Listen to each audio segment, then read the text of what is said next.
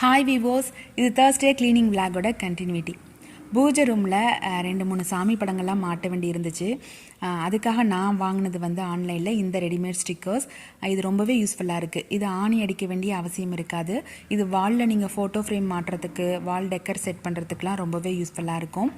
இப்போ எங்கள் பூஜை ரூம் பார்த்தீங்க அப்படின்னா இன்னும் கஸ்டமைஸ் பண்ணலை, என்னென்ன சாமி படங்கள்லாம் வைக்கணுன்ட்டு. சும்மா 1-2 வாங்கினதெல்லாம் இப்போ ஸ்டிக் பண்ணி வச்சுருக்கோம். அதான் எதுவுமே கையோடு செஞ்சால் தான் எந்த வேலையுமே கரெக்டாக இருக்கும். அப்புறம் பார்த்துக்கலான்னு இருந்தோம் அப்படின்னா அது ஒரு வருஷமே தள்ளி போச்சு. நாங்கள் கஸ்டமைஸ் பண்ணி கரெக்டாக மெஷர்மெண்ட்லாம் பண்ணி சாமிகள்லாம் வாங்கி வைக்கணும்னு நினச்சிக்கிட்டே இருக்கோம். அது என்னமோ தள்ளி போயிட்டே இருக்குது. என்றைக்கு அதை முடிய போகுது அப்படிங்கிறது தெரியல. அதுக்கப்புறம் வீடெல்லாம் க்ளீன் பண்ணியாச்சு, மாப்பிங் பண்ணிவிட்டேன். அப்புறம் லஞ்ச் எடுத்துக்கிட்டு அதுக்கப்புறம் விளக்கெல்லாம் கழுவி வச்சுருந்தோம் இல்லையா, அதை எடுத்து விளக்கெல்லாம் போட்டு வச்சு ஈவினிங் விளக்கேற்றினேன். விளக்கேற்றும் போது ஒரு சூப்பர் ஃபீல் இருக்கும். இது எல்லாருக்குமே இருக்கும் அப்படின்னு நினைக்கிறேன். வீடை ஃபுல்லாக கம்ப்ளீட்டாக க்ளீன் பண்ணிவிட்டு பூஜை ரூமில் நல்லா பூலாம் போட்டு விளக்கேற்றும் போது அந்த வீடு அன்றைக்கி பார்த்திங்கன்னா ரொம்ப ரொம்ப மங்களகரமாக ஒரு கோயிலே நம்ம வீட்டில் இருக்க மாதிரி ஒரு ஃபீல் ஆகும்.